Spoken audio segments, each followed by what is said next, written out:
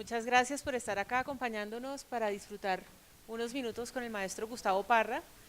Eh, Quienes han venido más temprano pues tendrán el beneficio de escuchar su voz hablada, además de su voz musical en el concierto de más tardecito. Y bueno, este es un momento para conversar de cosas que tienen que ver con el arte, con la música, con su trayectoria, de también de pronto escuchar algo de lo que ustedes quisieran conversar con el maestro, pero bueno, maestro, bienvenido y gracias por estos minutos. Muchas gracias por la invitación. Bueno, pues hoy es una ocasión muy feliz. El estreno de una obra es algo muy especial, una obra además comisionada de manera particular para este momento. Cuéntenos un poco, antes de escucharla, qué tanto está en su vida esta pieza que vamos a escuchar hoy, en qué momento comenzó, realmente nació, hasta este momento que ya va a ser la presentación en sociedad, como quien dice, de esta pieza.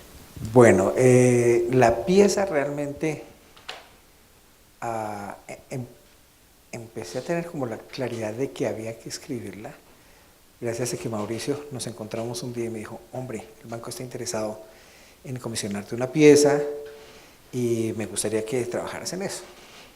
Entonces, bueno, ya después se oficializó la cosa. Entonces, ¿cómo trabajo yo normalmente?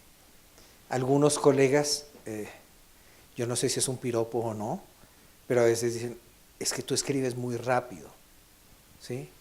Y la verdad es que yo no escribo muy rápido. Yo creo que soy uno de los compositores más lentos que existen, ¿sí? Yo me demoro muchísimos años pensando. Entonces, bueno, la explicación es, y si es una obra por encargo o por comisión, que esta es una fortuna enorme, porque no es común que en una obra por comisión te den libertad. El banco me dio toda la libertad. Tú escoges el formato, duración más o menos esto, pero tú haces lo que quieres. Entonces, tienes mucha libertad creativa, cosa que en la vida de un compositor realmente es muy poca, ¿cierto? Lo cual no quiere decir que no seas libre, porque de alguna manera tú asumes tu libertad.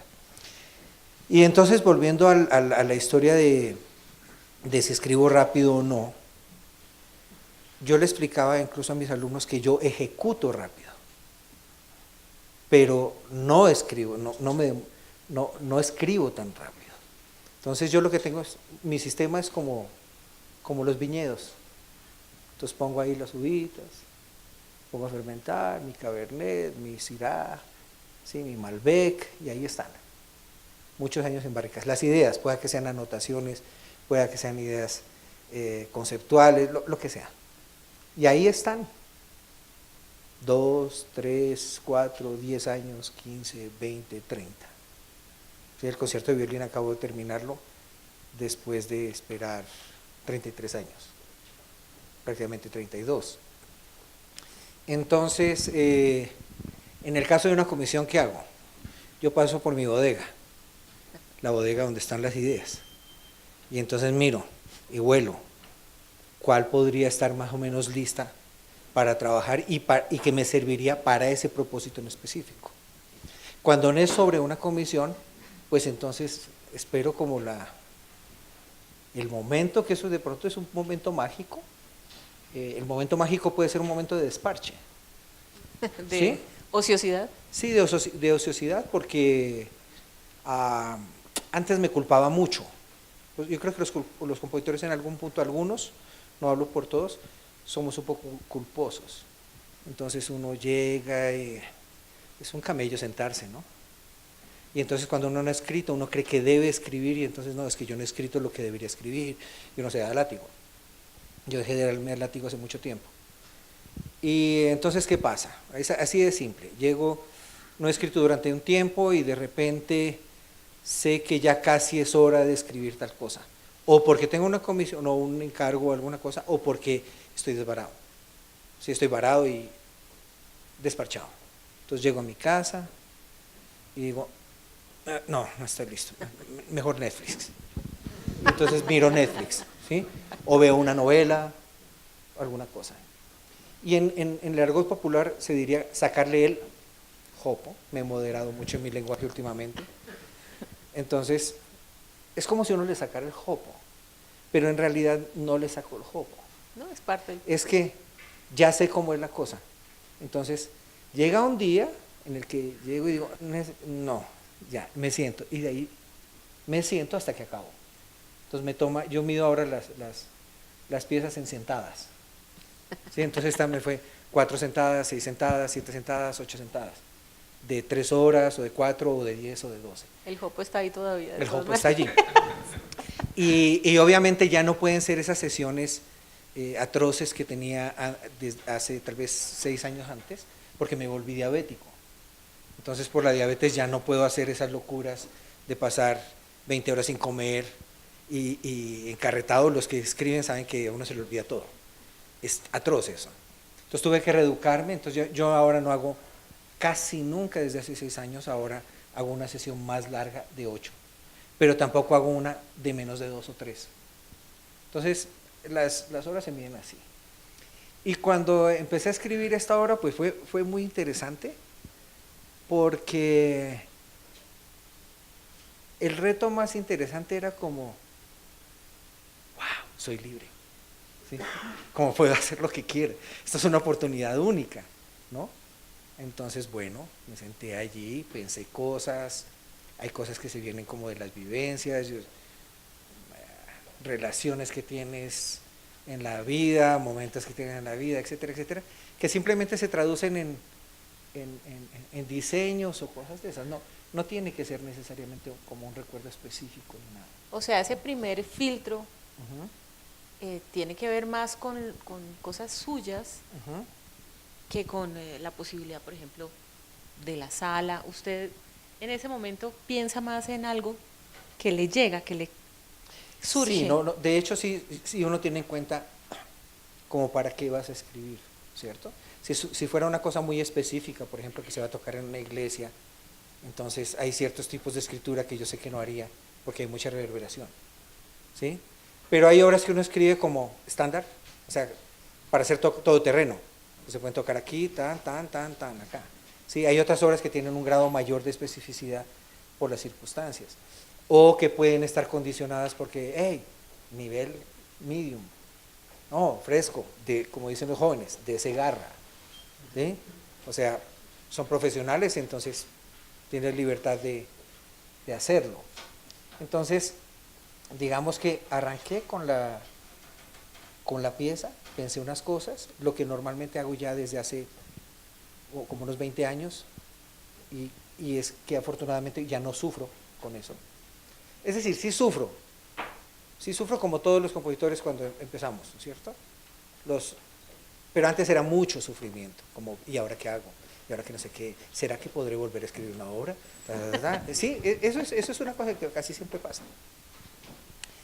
Desde hace 20 años arranco y sufro, pero dura 30 segundos. Porque ya después, como dicen los gringos, been there, he estado allí, he hecho esto muchas veces. Y hablo con mis alumnos sobre este tema mucho tiempo en clase. Entonces, yo descubrí de pronto el agua tibia, y es que en la medida en que me hago preguntas, tengo más claridad. Y descubrí que lo que me hace vararme en el pasado, eso que uno se vara, profe, estuve trabajando mucho y no tuve inspiración, y ¿Por qué se da? Eso se da, para mí, es mi postura, por falta de preguntas. Entonces yo me pregunté, bueno, ¿cuánta duración? ¿En cuántos ambientes lo voy a hacer? ¿Por qué lo voy a hacer en tantos ambientes? ¿Para cuántos instrumentos? Entonces me hago un montón de preguntas. Pero además, como la idea ya está más o menos madura y sé más o menos el potencial de la idea que fue a buscar a la bodega, ¿cierto? Que puede ser simplemente anotación en palabras, ni siquiera una nota. O puede ser que hayan notas, ¿sí? Eso nunca es exactamente igual. Con eso en la mano, yo ya sé qué es lo que tengo que hacer. Entonces me siento, sufro 30 segundos, arranco, espero 3 horas que de pronto pude estar, me duele la nalga y me levanto, ¿sí? Y también aprendí a no forzarme. Como a no forzar, ¿en qué sentido? A no forzar la idea. Entonces estoy trabajando 5 horas y digo, ok, bueno, podría ser más. Pero es como si algo me dijera, ya, no, Netflix, Netflix. Y voy y veo Netflix, ¿sí? ¿Por qué? No lo sé exactamente. Tengo como mis intuiciones y mis teorías, pero si tú me dices, ¿cómo sabe usted exactamente? Es difícil, pero hacerse preguntas facilita mucho la vida. Por supuesto, hay cosas muy imprevistas que pues es lo que también le da emoción al asunto. Esa es la manera en que escribo. Usted nos ha contado, maestro, un proceso depurado de años, de décadas, ¿no? En el que la intuición se deja correr, se deja obrar. Usted ha aprendido a manejar los miedos, ha aprendido a manejar el estrés, la autoflagelación y todas esas cosas que los músicos hacen. Nos damos. Sí, exactamente. Y es la narración de un proceso depurado. ¿Cómo era hace 30 años sentarse a componer? Era horroroso, espantoso. Yo empecé a escribir formol, como digo, porque empecé escribiendo canciones populares. Las canciones populares, cuando empecé a escribirlas, las escribía con mucho miedo, por autoestima. Soy nariñense, los nariñenses de mi generación sufrimos mucho problema de autoestima, porque éramos el objeto de burla nacional. ¿No? Pastuso, el bruto, pastuso. ¿Sí? Y me costaba mucho trabajo, desde escribir una partitura y firmarla con mi nombre, me costaba mucho trabajo, me parecía terrible. Yo eso les conté alguna vez a mis estudiantes, morían de la risa. Y Gustavo Parra, eso es muy indio. ¿Por qué tuve que llamarme Gustavo Parra? ¿Por qué no me pusieron Wolfgang? Parra. ¿Sí? O Michael, ¿no? Barry. ¿Sí? Como Barry Mann, o sea, un nombre decente, pero no ese nombre tan indio, inmundo, latino. Me da vergüenza. Entonces, la única manera que encontré de solucionar esa fue que dije, no, yo tengo que buscarme un nombre artístico, una cosa que me haga sentir a mí bien. Entonces descubrí que era chévere llamarme Jerry Lee Davis. Jerry por Jerry Lewis, Lee por David Lee Roth de Van Halen, y Davis por Richard Davis de Supertramp. Bueno, entonces escribí eso y me pareció una chimba. Jerry Lee Davis, ¿no? Además creado en toda esta cosa gringa, ¿sí? Que nacemos nosotros, ¿verdad? Y bueno, y entonces yo no sé en qué momento eso pasó. Me costó mucho trabajo. Hasta que un día, yo creo que fue en el año 87, con la fantasía de trombón, como que puse, bueno, que esto, ¿cómo se llama? Gustavo Parra. No se oye tan mal, no se ve tan mal, no es tan indio, Gustavo. ¿Sí? Y después como algo pasó que empecé a aceptar. ¿Sí? Empecé a sentirme orgulloso de ser latino, de ser colombiano, de ser nariñense, de ser pastuso. Hoy en día lo reivindico como algo increíble y creo que no solamente me está pasando, le está pasando a todos los pastuzos, están en otro rollo. Y obviamente empecé escribiendo canciones. En esa época, que escribía canciones en inglés, hacía cosas así, pero me daba vergüenza. Creo que todos hemos pasado por eso tal vez, no sé, o seré el único, no creo. Mostrársela a algún amigo, ¿no? Como porque demora que se fueran a burlar, esa porquería que escribes tú, ¿no? Entonces yo decía, no, mira, ¿han escuchado la última canción de Barry Manilow? Entonces me decían, no, mira, pues esta es la última. Y yo cantaba mi canción y me decían, oye, está chévere, cuando vivía en Ecuador. Entonces cuando decían, chévere, yo dije, no está tan mal, yo no soy tan chanda. Y entonces me animé, ¿cierto? Después ya llegué aquí, empecé en el conservatorio en Quito, mi intención no era ser compositor, llegué aquí a la Nacional y a estudiar dirección, tampoco mi intención era ser compositor, eso era por una cosa que quería, todos queremos ser estrellas de rock y tocar una banda de rock, ¿o no? La mayoría, ¿no? Bueno. Entonces, cuando empecé a estudiar música clásica, fue más accidental, y me metí ya en ese rollo. Yo estudiaba dirección formalmente, pero no composición, pero empezaba a hacer eso porque yo creo que la verdadera razón, ahora lo puedo decir porque soy más viejo, entonces ya me importa un chorizo muchas cosas. Entonces, creo que por autoestima, era sexy ser compositor. Sí, dio como, la vuelta. Sí, como compositor. Claro, no tenía ni idea de lo que iba a hacer, no sabía armonía, no sabía nada, pero era chévere. Entonces, ¿y qué estás haciendo? Me preguntaban en el conservatorio. Oye, Gus, ¿y qué estás haciendo? Y yo, estoy componiendo. Claro, y era paja. O sea, pues estaba jugando a componer, ¿sí? Y otra cosa típica, mis amigos, que eran mis pobres víctimas para tocar, entonces la primera cosa que escribí, me acuerdo que era una cosa que llamaba Apología de un simple sueño, de la cual no me avergüenzo, era fruto de mi etapa. Y entonces, claro, yo escribía sin dinámicas, ¿no? La verdad es que uno al comienzo no tiene ni idea si esa joda es piano, si es mezzopiano, ¿sí? Si es pío pío papá pío, si es ligado o suelto. Esos son los problemas que viven mis alumnos, yo ya los viví. Y entonces, como eso no estaba claro, íbamos a ensayar con William Carrillo, Francisco Reina, y ellos me acuerdo que me preguntaban, me decían, bueno, pero ponle piano forte o tal. Y yo decía, no, yo soy como Bach. Bach no escribía dinámicas. No quiero condicionarles a ustedes su musicalidad. ¿Sí? O sea, pónganla ahí. La verdad era que no tenía ni berraca idea de cómo hacerlo.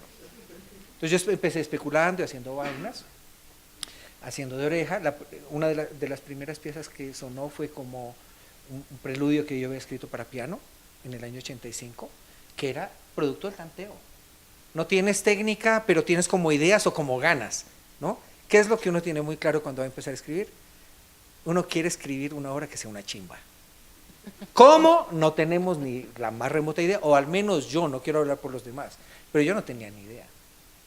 Entonces me ponía a escribir, hacía la vaina, y por el método del tanteo, toque aquí, toque acá, y preguntando a quién menos uno debe preguntar, a la novia, de turno, lo que sea. Oye, ¿te gusta así o te gusta así? Y ella en un acto muy generoso decía, no, me gusta más la segunda. Ella realmente lo hacía por salir de la vaina y no entendía. Y entonces uno estaba tanteando y buscaba y pasé como por ese, mi sistema era completamente intuitivo. No lo veo nada de malo, creo que fue una parte importante para hacerlo y desarrollar sensibilidad. Creo que muchos empezamos así. Y obviamente era muy dependiente del piano, lo cual no lo veo ni como malo ni como bueno. Fue una etapa en mí. Hay colegas que escriben absolutamente con el piano y esa es su manera, está bien. Yo hace 25 años no escribo con el piano, no lo uso. Pero maestro, si usted tiene un oído así de artillero, me hago un examen en cualquier universidad y no pasaría el examen de entrenamiento auditivo, ¿sí? Porque no es fácil. Pero bueno, de pronto uno tiene otras, como dicen, otras gracias, otras habilidades, entonces hacía la cosa y desarrollé como mi sistema. Pero era tortuoso. Y yo anotaba y escribía, 1987, está sentada, ¿no? En esa sesión que le ponía fecha, escribí, me senté durante 9 horas y produje 4 segundos de música. Entonces yo iba evaluando, he mejorado, empeorado, o sea que, y era terrible, porque crítico. Es que al tanteo, escribir es muy lento.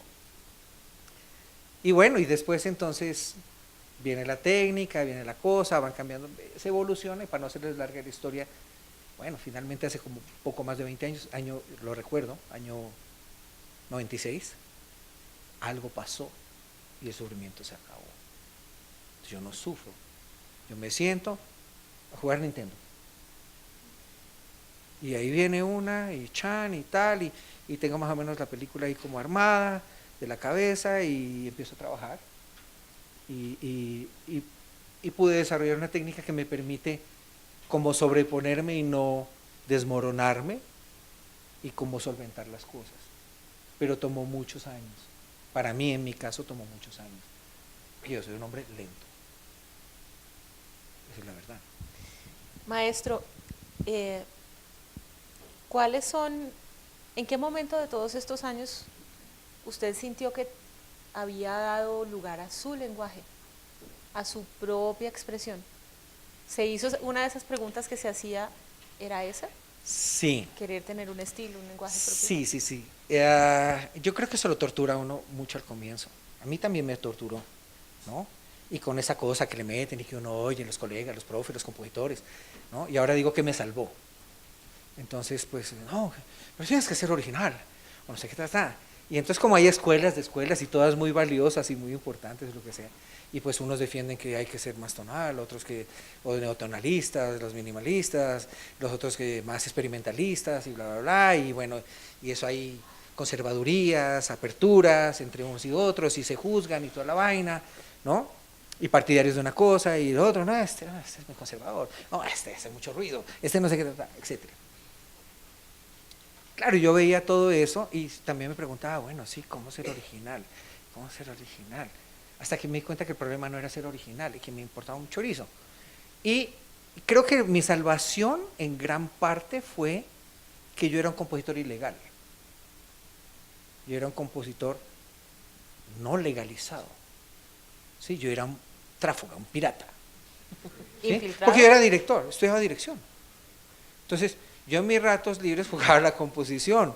Entonces, claro, yo me encontraba a veces con los que eran estudiantes, por ejemplo, de Chucho Pinzón, que en paz descanse, que fue mi profesor de orquestación, y pues ellos eran estudiaban composición y toda la vaina, ¿sí? Entonces yo hacía sonar mis cosas y tal, y entonces a veces de pronto uno de ellos se me acercaba y decía, ah, pero es que yo creo que no sé qué, y yo decía, bueno, pues, es que yo no soy compositor, entonces yo hago lo que me da la gana, ¿sí? Me importa un chorizo, ¿sí? Entonces, para mí fue un gran alivio no tener el rótulo de compositor. Yo veía que los otros arrastraban, muchos de ellos arrastraban una carga de, soy compositor, y entonces ahora te gradúas en composición, te doy la bendición. Claro, eso genera unas presiones enormes entre con tus colegas, etcétera, etcétera. Yo fui libre, gracias a eso pienso. Entonces no tuve que preocuparme mucho por eso. Con Juanito hablábamos, él me animó muchas veces, él fue uno de los grandes animadores en mi vida. Juan Miguel Celis, que está allí sentado, ¿no? Hágale, hermano, hágale, escríbame no sé qué. Él vivía dándole látigo todo el tiempo, pero un látigo chévere, impulsando. Pero creo que no solamente conmigo, con muchos colegas además. Entonces, yo creo que esa libertad me permitió escribir y después, bueno, ya la gente de pronto lo bautiza, ah, tú eres compositor, bueno, pero ya terminan diciéndolo los demás. No digo si es malo una cosa o la otra, en mi caso pienso que mi salvación para mi estructura mental, para mi temperamento, para mi emocionalidad, para lo que sea, fue esa. Entonces yo nunca me sentí comprometido ni con los ligetianos, ni con los bartoquistas, ni con Xenakis, ni con Stockhausen, ni con los bulesianos franceses radicales de muchas cosas, ni con los nacionalistas, y pueda que de todo eso tenga, no sé, y tampoco me importa, porque, bueno, y les digo yo a mis estudiantes, como dicen las reinas de belleza, ¿cierto? ¿Qué le recomiendas a sé tú misma? Nunca cambies. Y entonces a veces ellos, no, pero, profe, algunos se confiesan, es que tal, yo sentí que algunos me miran, le dije, ¿y te dan de comer? ¿Te están pagando el gas, el agua? No, profe, entonces no les pares bolas, haz lo que quieras. Y ya, eso es un poco, no sé si respondo a tu pregunta. Sí, claro, claro que sí. Usted ha mencionado también cómo el entorno de sus compañeros le servía de laboratorio, ¿sí? Violinistas, escuché por ahí mencionar. Chelistas, todos. ¿En qué momento dejó de ser su producción tan local? ¿En qué momento se abrió y sucedió algo mucho más allá, mucho más grande, mucho más contundente que el hecho de componer para unos que estaban cerca y que podían escucharlo tal vez, o no sé? Yo no sé realmente en qué momento sucedió. Yo creo que eso va pasando a medida que vas envejeciendo tal vez. No sé, como tal vez empiezan a respetarte o te ganas el respeto o de pronto, ay, señor es mayor, entonces respetémoslo. Puede ser, no lo sé, pero algo va pasando, porque a mis comienzos, creo que a muchos de mis colegas, y en esa época era muy marcado, casi que era un favor de los compas, ¿sí? Casi que era un favor. Y si era un profe, pues era una cosa más terrible. Eso ha cambiado mucho, los jóvenes de hoy son fantásticos. Mis chicos escriben cualquier clase de locuras ahí y los otros tienen una seriedad para asumir la locura del otro. En el caso nuestro era siempre como compositores. se burlaban, o sea, no había mucho respeto, era difícil. Pero yo creo que eso afortunadamente ha cambiado. Yo creo que algo que no sé si tiene que ver con la pregunta que me dices. Una cosa con la que sufrimos nosotros, y yo sufría mucho, yo siempre hablaba de las ejecuciones musicales. Uno llega, escribe su obra, va, la sinfónica, la filarmónica, la que fuera de turno, ¿sí? Con las mejores intenciones, o chambonada, o locha, o el grupo, o lo que fuera, hacían una maravillosa ejecución de la obra. Y eso a mí me dolía mucho. Y era más terrible cuando los colegas le preguntaban, oye, ¿cómo te sentiste? Y yo, ¿cómo me sentí? Como cuando en la bomba de la 93, el man con el brazo volando, ¿cómo vas a sentir? Como un rabo, muy mal, ¿sí? Y como que en un momento uno empieza como a soñar como, bueno, si algún día me tocaran una obra bien, como yo la creo, sería feliz. Ese ya es un paso más allá, entonces. Sí, claro, y eso pasa en en 1999 en NYU, en Estados Unidos, que fui a un seminario y trabajé con el New York Contemporary Music Ensemble, algo así.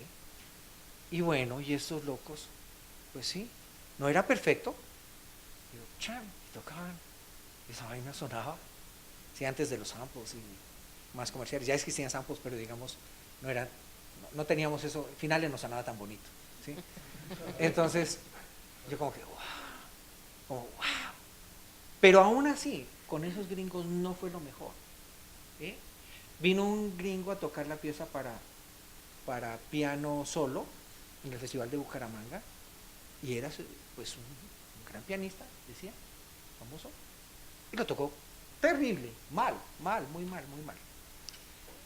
En ese sentido tiene mucho que ver esta sala, y no estoy lambiando, me conocen que no me gusta lamber. En el 2001 me hicieron un homenaje aquí en la Luis Ángel Arango, que fue un monográfico. Y en el concierto no estuvo tan bien, ¿sí? Por los nervios, las cosas del músico, tal.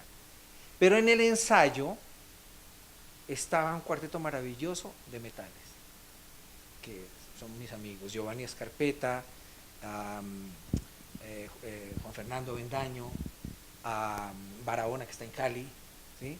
Bueno, ellos tocaron esa pieza, me invitaron al ensayo antes del concierto. Y yo llegué al ensayo, estos locos tocaron tan bien, todo tan bien. Y entonces, ellos muy queridos, porque los que los conocen saben que son súper chéveres personas. Me dice Giovanni, y Rubén Rodríguez, tremendos trombonistas. Gustavito, ¿tienes algo para decir? ¿Quieres algo? Y yo ¿qué les digo? Nada, muchachos, muy bien, me han hecho muy feliz. Llegué yo a mi casa muy feliz y le conté a María, acabo de escuchar una obra por fin, bien, como la quería, no tengo nada para decir. Ahí cambió, como un pedazo del rollo.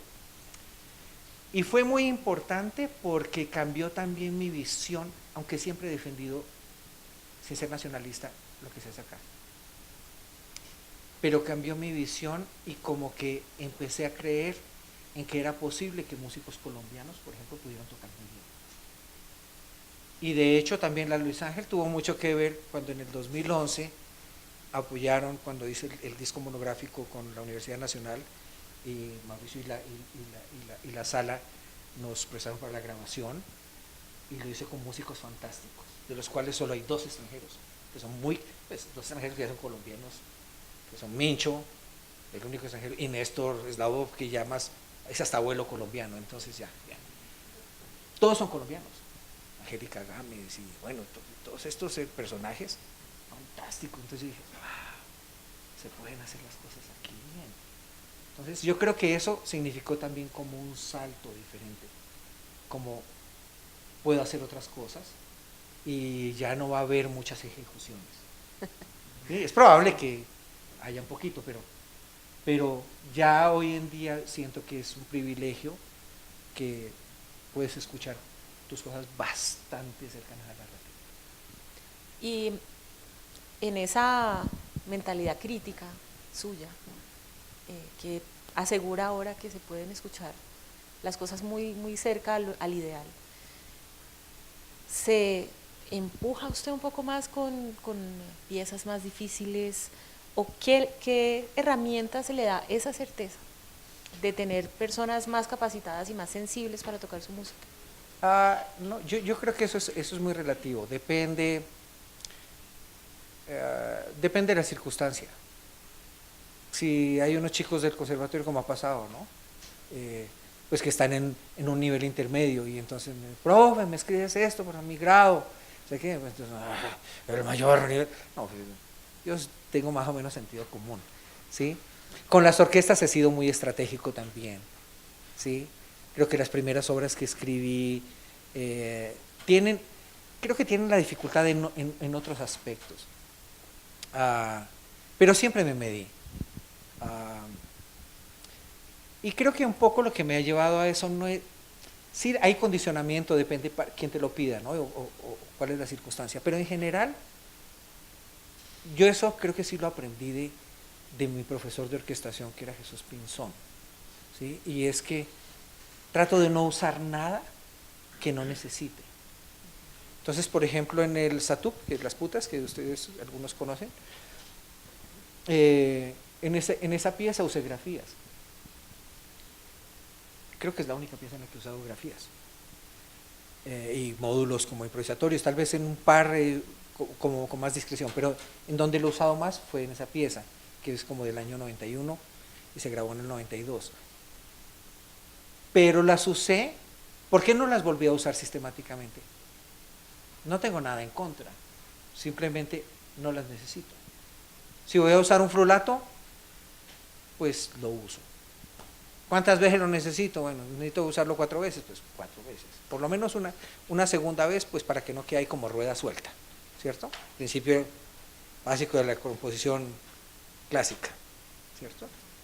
Si quiero que el man le pegue con los dedos o la uña al violín, pues lo haría, si lo necesito.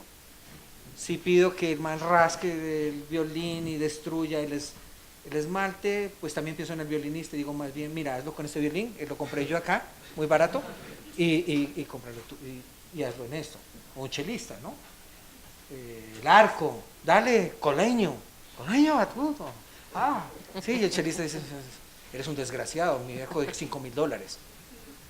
Entonces, de pronto voy y compro un arco barato y digo, oye, destruye. Dele. ¿Sí?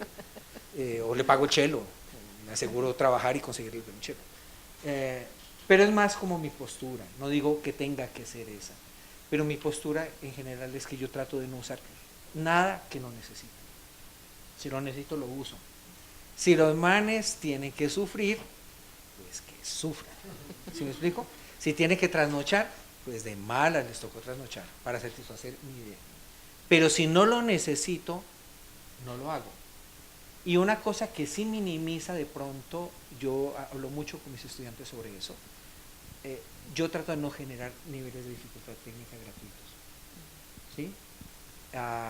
Pienso mucho, creo que para eso sirvió haber estudiado dirección. Yo no ejerzo, eventualmente lo he hecho y lo hago.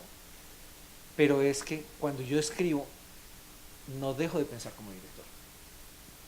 Y como también toqué en la banda, el trombón, y sufrí tocando Finlandia, ¿sí? Y bueno, en fin, y he pasado como por el rollo de tocar también un poco instrumento y toda la cosa. Entonces, sé que una cosa es escribir, otra cosa es dirigir, otra cosa es tocar.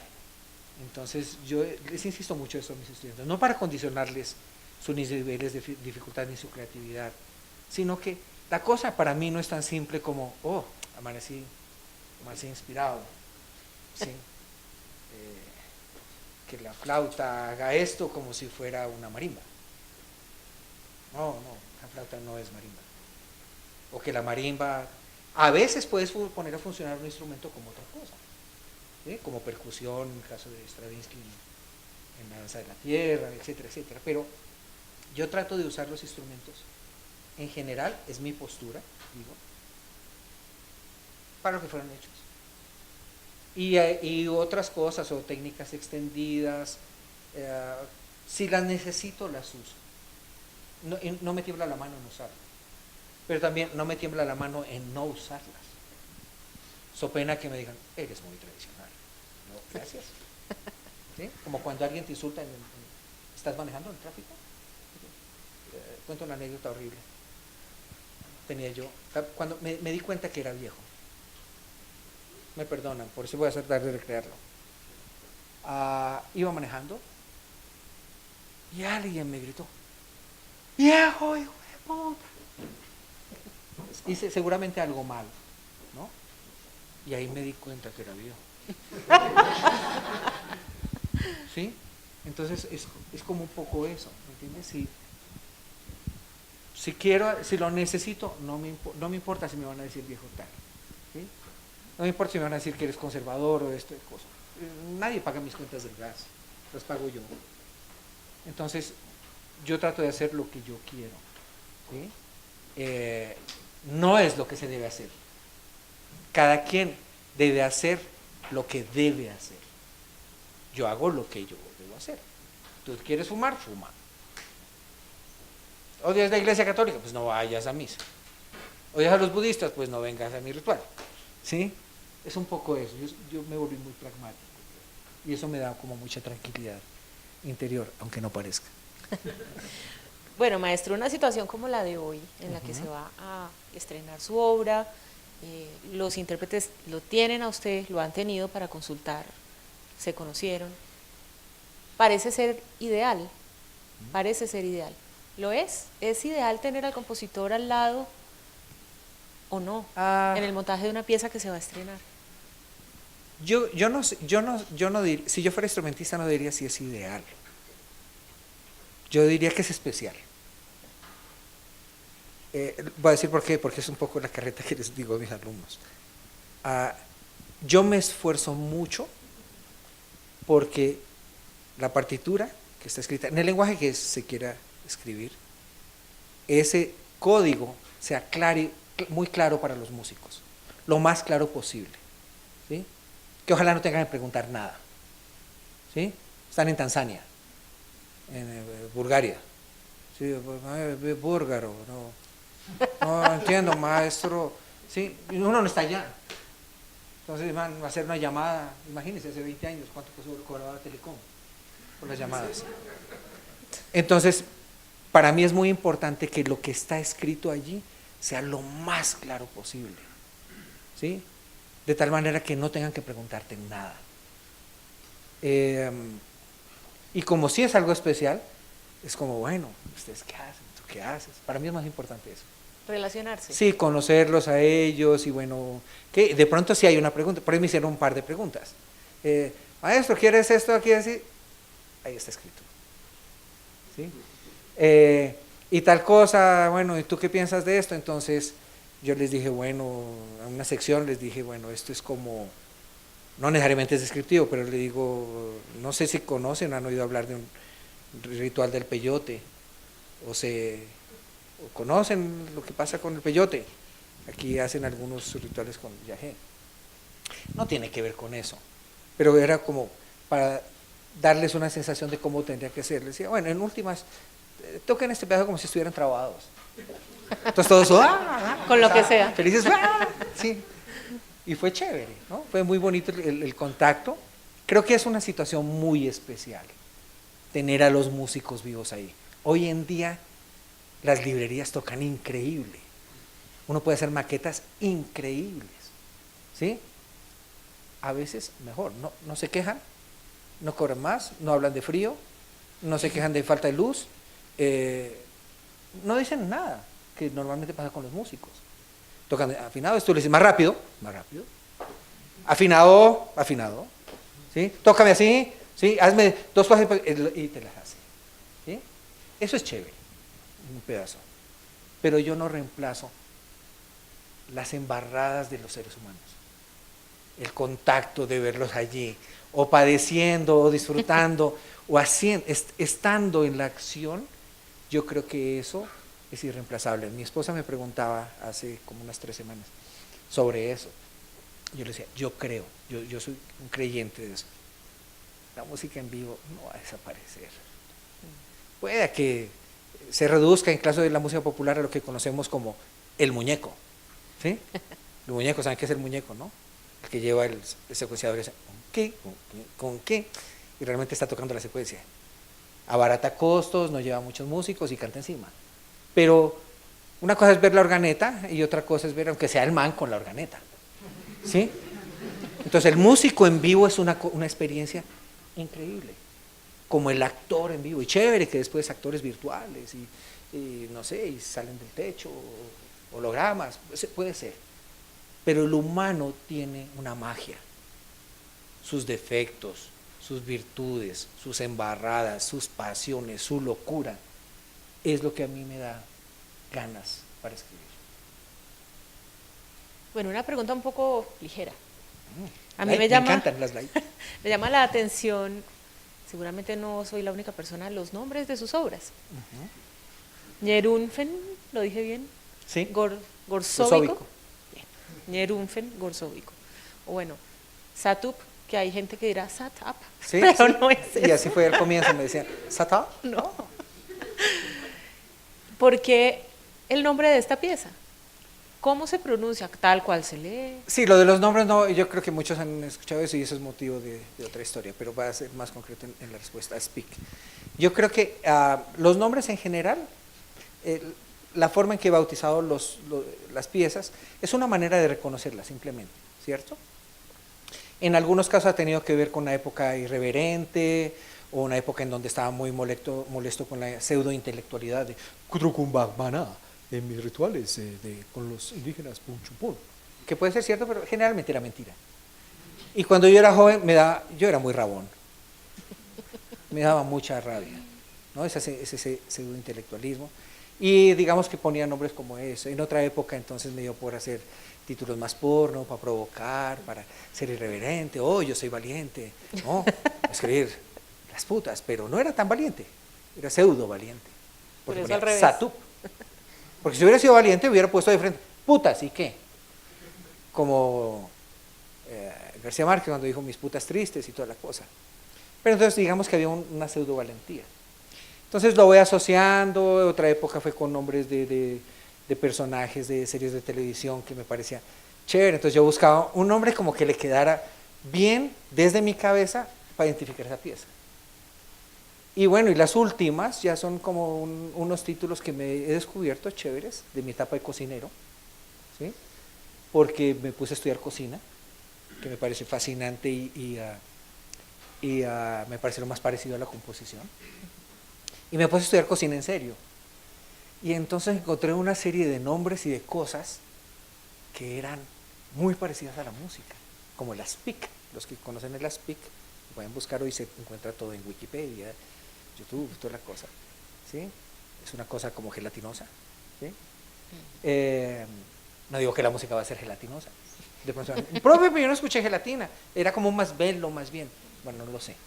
Pero digamos que ahora lo uso en eso y obviamente el nombre también me alimenta, me da ideas, ¿no? De textura o de color o de traslapamiento, etcétera, etcétera. Y yo lo que hago son abstracciones de eso, realmente.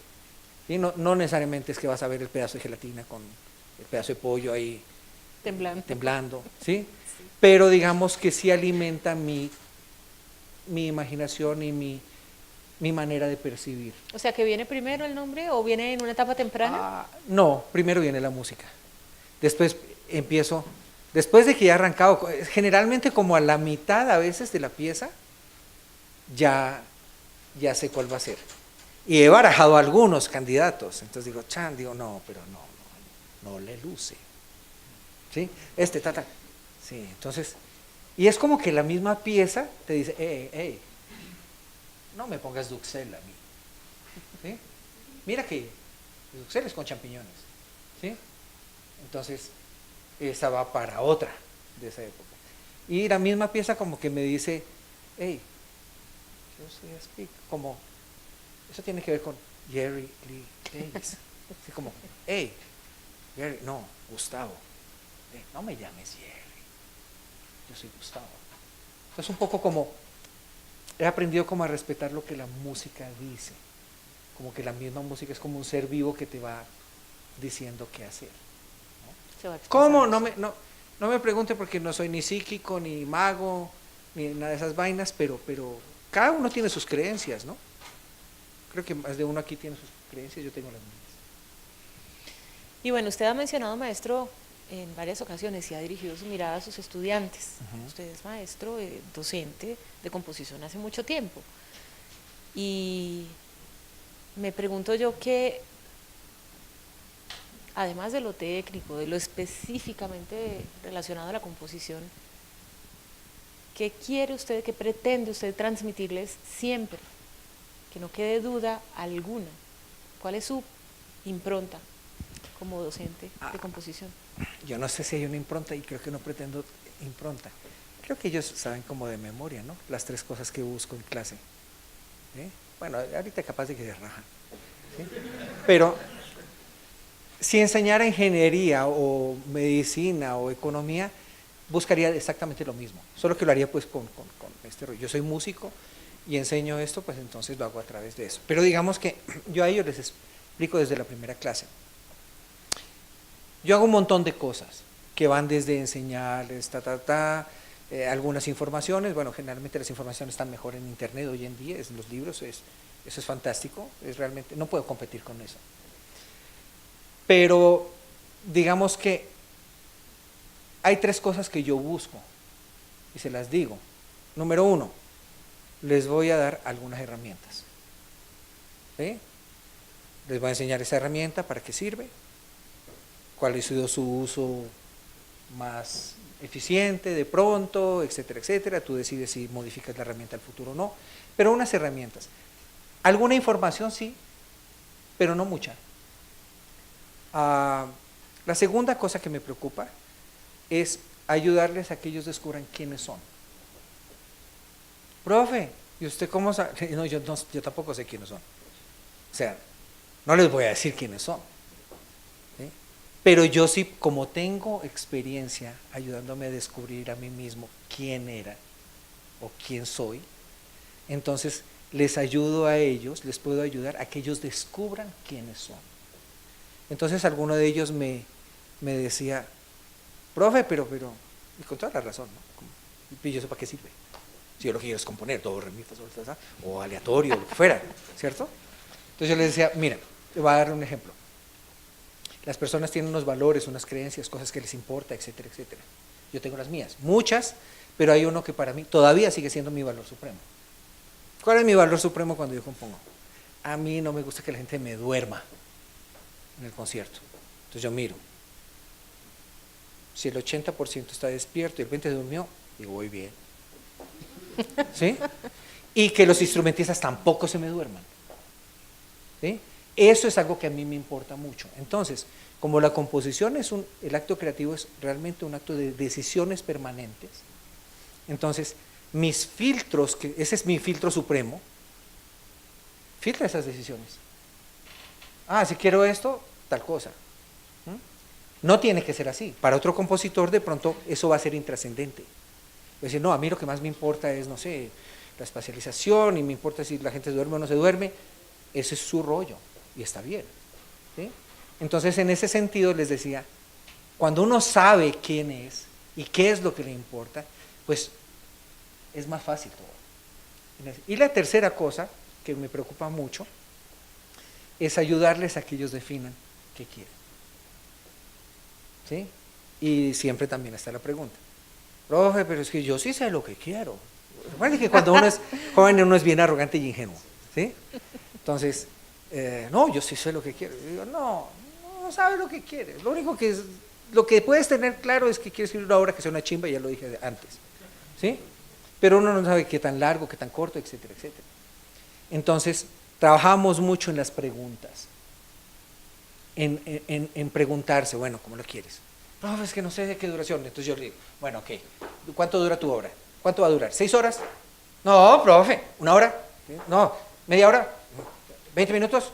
O puede que el programa diga que pide que dure 5, ¿no? O el cliente te define que dure 5.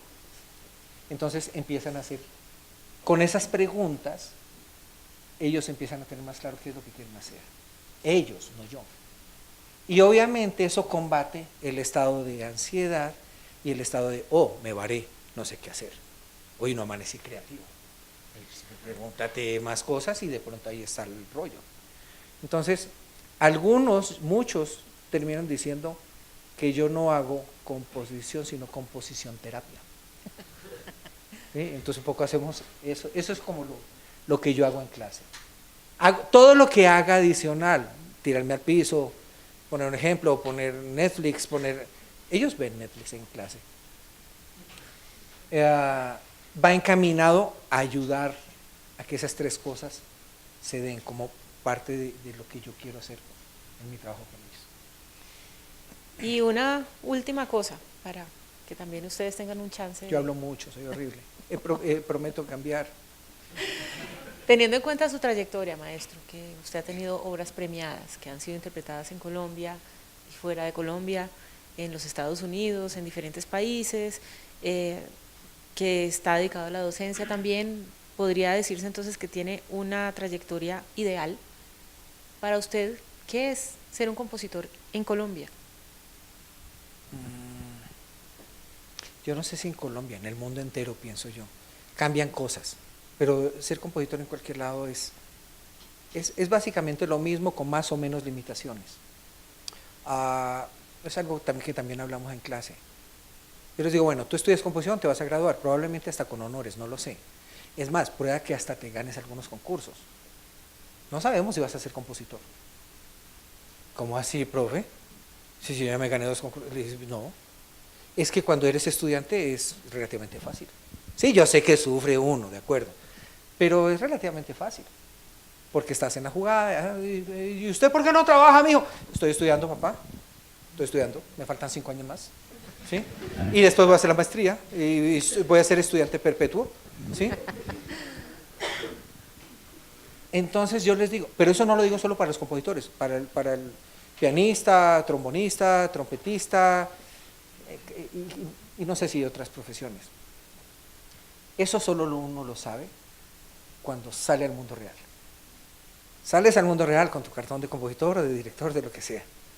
En un mundo ideal que te pintaron, no, sí, mira, tú vas a ser como Michael Jackson, o como Yo-Yo Ma, o como, no sé, Simon Rattle, o no sé, el que les gusta a los franceses, Manory, ¿sí? Que estaba muy de moda, bueno. Y resulta que de pronto no, Bogotá, Colombia, ¿sí? Mira, te damos un trabajo en un colegio, ¿sí? Nunca te dijeron que ibas a enseñar. Y entonces llegas como rabón para enseñar, como así que, voy a ser una estrella. Como así que la Sinfónica no me llama, maestro, es un placer que te has graduado, mira, nos gustaría tocar tus obras. Eso no va a pasar, ¿sí? De entrada no va a pasar. Entonces viene la realidad, tienes que trabajar, y al comienzo ustedes saben cómo es la vaina, contratos de 10 meses, de 9 meses, trabajas aquí, trabajas allá, y sales corriendo para el otro lado y no sé qué. Cuando llegas a tu casa a 6 de la tarde, 7 de la noche, depende del caso, estás mamado. Entonces dices, quiero escribir. Bueno, Netflix. no voy a escribir. Netflix puede ser. O de pronto, si hay una pulsión interna, tú dices, yo necesito escribir. Entonces, haces un esfuerzo por encima del rollo y escribes. Y si es eres pianista, pues entonces dices, sí, ahora voy a montar el tercero de Rachmaninoff para que dentro de 5 años de pronto alguien me dé un concierto, para tocar algún concierto. Y de pronto, a sabiendas de que no va a pasar, o que van a pasar muchos años, eres necio, pero no soy el compositor, y decides, voy a seguir con mi guitarrita, voy a hacer 2 de Carlevaro, para mantenerme en forma, mamado. Si logras superar, no condeno al que renuncia a eso, porque busca otro camino, pero si superas eso, entonces yo diría que te vuelves compositor, o pianista, o trompetista, o director, o lo que sea, aquí o en cualquier parte del mundo, con más limitaciones, con menos limitaciones. En Estados Unidos los compositores también sufren porque no los tocan mucho. Los compositores nuevos, para no decir del siglo XX ni de música contemporánea, los compositores nuevos o vivos sufren. Algunos encuentran una manera de moverse y entonces hay un circuito de las comisiones y los grants y esas cosas, ¿sí? O de pronto algunos se ganan un concurso y bueno, chévere, sí, listo, 30 lucas, 40. Pero los concursos no te los ganas todos los años. Las cuentas del gas, la luz, los colegios, no sé qué. Si te casas, yo le digo, no se casen, no tengan hijos, eso alivia un poco la carga. ¿Sí? Eso hay que hacerlo todos los días. Y entonces, bueno, tienes que buscar algo, figuras en la cabeza. Yo, a mi amigo Juan Cale, que luego una vez me hizo la pregunta y me dijo, ¿cómo lo solucionaste? Le hablé de Lord Parra, eso es otra historia. ¿Sí? Y así solucioné yo eso, porque si no el camino es que te puedes volver una persona, un profesional, no digo un compositor, un profesional resentido y adolorido. Y a los chicos, cuando los veo ahí como empezando a quejarse de, profe, estoy deprimido. ¿Estás deprimido? ¿Sí? ¿Alguien te obligó? ¿Te puso un rol en la cara? No, profe, ¿estás deprimido? Tus padres deberían estar deprimidos. Tus padres tienen que pagar la pensión, etcétera, etcétera. ¿Sí? Es un poco eso, no sé si respondo. Claro que sí. Bueno, tenemos unos 10 minutos para que haya preguntas y un intercambio con el maestro. ¿Quién quiere?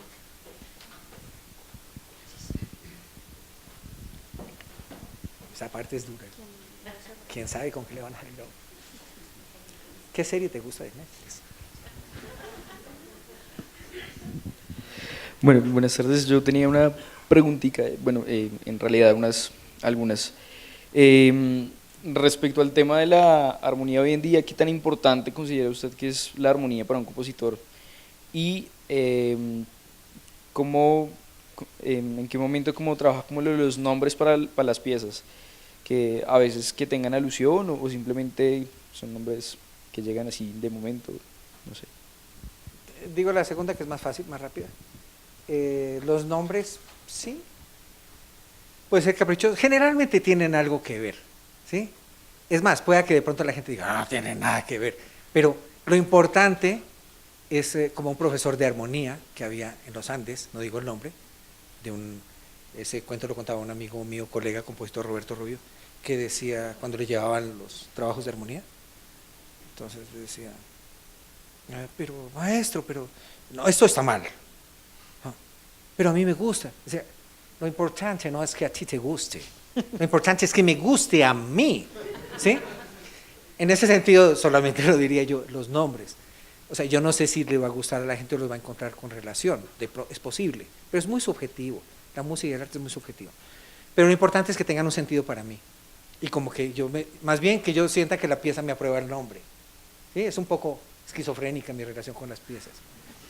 Con respecto a la segunda, la armonía, yo creo que la respuesta es un poco como cuando la gente que quiere hacer música para cine me dice, profe, ¿qué tan importante es la orquestación para la música de cine? Entonces la respuesta es, bueno, muy importante o nada importante. ¿Cómo así, profe? ¿Lo que más odian ustedes cuál es? Depende. Esa es la palabra que más odian. La respuesta que más odian en mi clase es depende. Entonces yo les digo, ok, bueno, ¿la película tiene alto presupuesto? Ah, fantástico. No tienes que orquestar.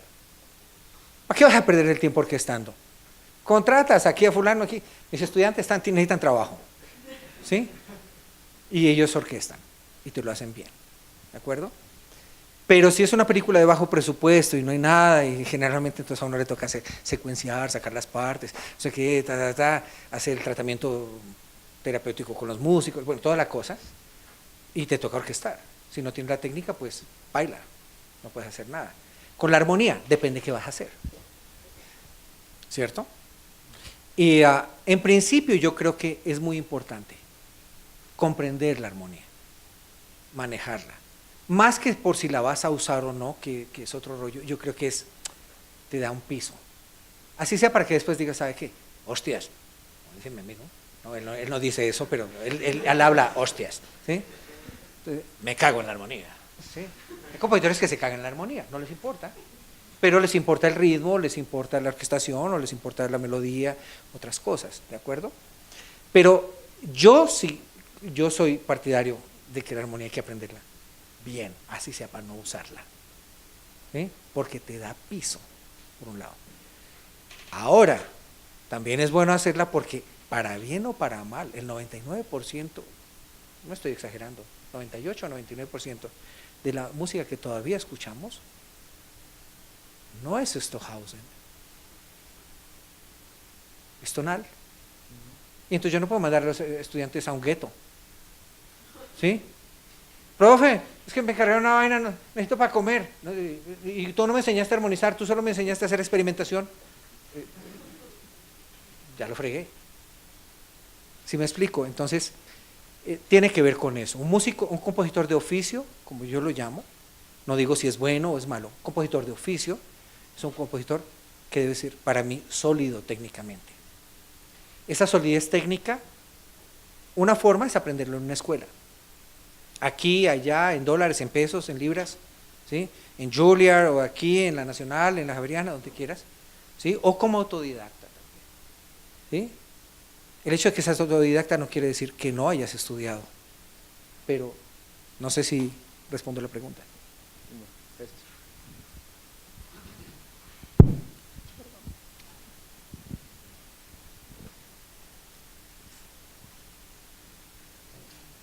Yo me demoro mucho contestando. Tengo que hacer en estos meses que vienen el firme propósito de no ser tan novelesco. Llevo años intentándolo y he fracasado. Buenas tardes. Buenas tardes. Gustavo, quería preguntar solamente esa experiencia que tuviste con la cocina, que luego, pues ¿Mateo? realmente, sí señor, Oh, mi compañero de cocina. Tremendo cocinero. pues quería preguntar era eso, o sea, la conexión que le diste a la cocina con, pues, la música, ¿de qué forma pues, la pudiste implementar? O sea, ¿por qué viste esa conexión y por qué decidiste implementarla con nosotros y que pues luego tuvo tal repercusión en estos últimos años? Bueno, primero los presento. Mateo fue compañero mío en la escuela de cocina. Era muy curioso, todos mis compañeritos eran como 30 años menos que yo, ¿sí? Yo era el más lento de todos. Pero digamos que la conexión con la cocina, a mí no me importaba mucho antes. Y como todos los cocineros amateur, ¿sí? ¿Cómo cocina uno? Pues le echa un poco de todo lo que encuentre allí. Entonces mata todo contra todo, ¿no? Comino contra azafrán, todo se satura. Y con mi esposa, que es una tremenda cocinera, hace muchos años empezamos a aficionarnos a ver los programas de cocina, entre esos el gourmet.com. Entonces nos divertíamos mucho viéndolo y yo veía cosas, e inconscientemente en clases empecé ya, por lo menos hace unos 15 años, a dar alguna conexión con la cocina. No, pero es que tal cosa, y cada vez más, y cada vez más. Entonces yo dije, esto es un poco enfermizo, algo pasa. Y cada vez iba encontrando más conexiones. Y de hecho existen más conexiones, no solo con la cocina, con muchas cosas. Pero fui encontrando cada vez más que las usaba y vi que me funcionaban en clase. ¿Sí? Y de hecho hay un montón de términos que compartimos, ¿no? Como la textura, ¿no es cierto? El color. La nouvelle cuisine française que hace, ¿te acuerdas? Es como los cuadros de Pollock, ¿sí? Claro. Y bueno, hay un montón de conexiones.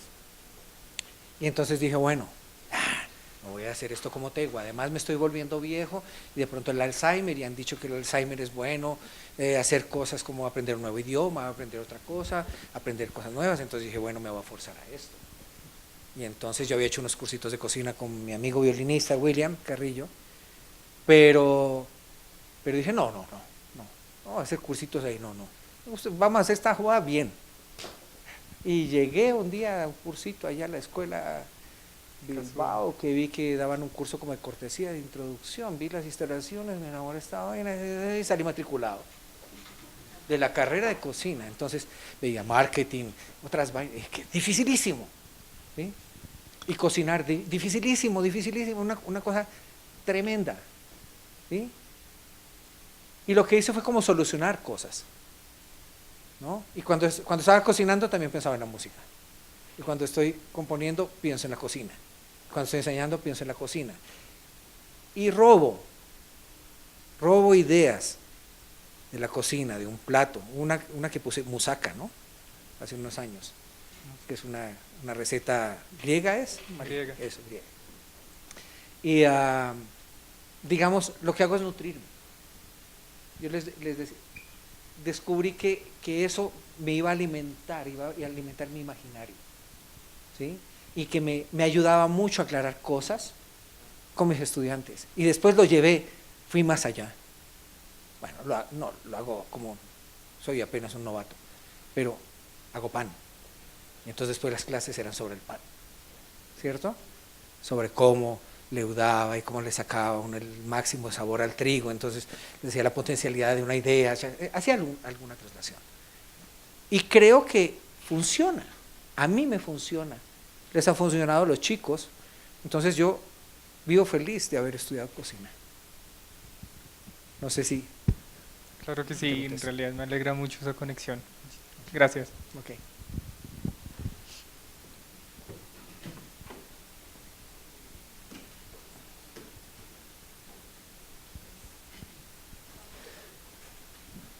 Maestro, yo le quería preguntar, ¿usted alguna vez pensó, no sé, en el proceso que hizo como estudiante al terminar su carrera, que iba a terminar pues enseñando como maestro? ¿Alguna vez pensó en que iba, pues como lo hace ahora, formar personas, formar músicos? Nunca. Yo iba a ser una estrella de rock. Además tenía una voz de arcángel. ¿Sí? Tenía una voz de arcángel. No va a presumir. Han escuchado, ¿no? El Cucho cantaba bien, ¿sí? Pero no. Ni por aquí se me pasó, ni que iba a enseñar, ni que iba a componer, de pronto canciones. Eso es accidental, ¿sí? Pero encontré en el mundo de la enseñanza una cosa extraordinaria. Me mantiene en forma, me mantiene artificialmente joven. Les chupo la sangre a ellos, ¿sí? Como Dorian Gray, sí. Me alimento de ellos, ¿sí? Ellos me sacan un poquito de sangre, yo les saco el doble y ellos no se dan ni cuenta, ¿sí? No sé si contesto con eso. No, nunca lo pensé. Es accidental. Por el mismo estilo, maestro.